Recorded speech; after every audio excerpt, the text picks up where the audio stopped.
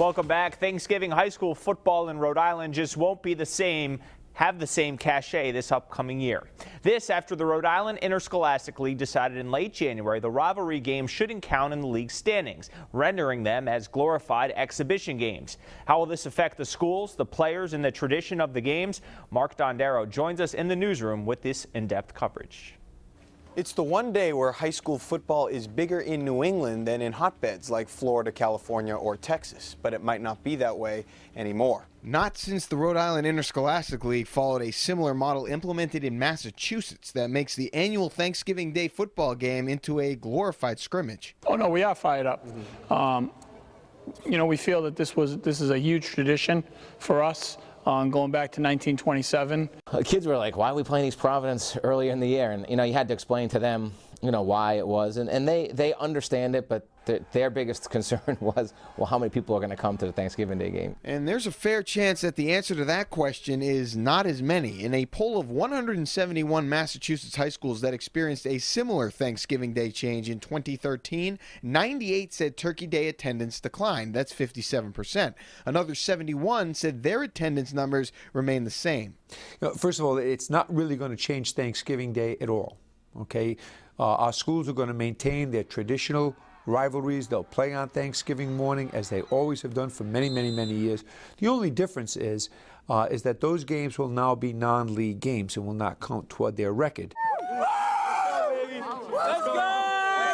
For comparison's sake, the Patriots have played the New York Giants in a, quote, non-league preseason game that didn't count toward their record in every year since 2001. But the only reason each team can be considered rivals is because of what's happened in games with something at stake. If one team is in the playoff and the other team may not be in the playoff, you know, that importance to the playoff team isn't there. You know, it might become almost a JV game because the other team would be preparing for the Super Bowl game rather than the Thanksgiving Day game. Ultimately, it was determined that at the end of the season, there were too many games too close together and that player safety was paramount, and you obviously can't put a price on that.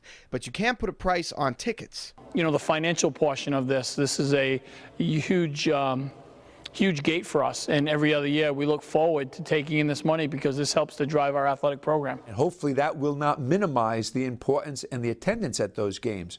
But I just think it's important that schools, that parents, and that athletes recognize the importance of recovery, the importance of maintaining appropriate medical conditioning between games, and therefore spreading the games out will be better for our athletes. Cranston East and West were two of the schools directly affected by the change, but unlike LaSalle and East Providence, the two Cranston schools voted in favor. Obviously, there are probably some drawbacks to having this decision go the way it did. What are some of those?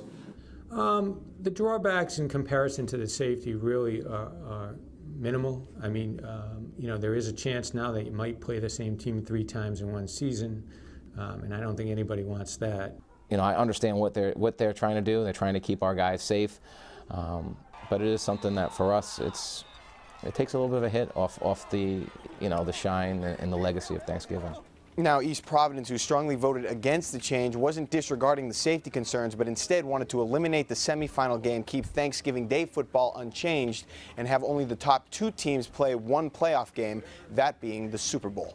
In the newsroom, Mark Dondero, Eyewitness Sports.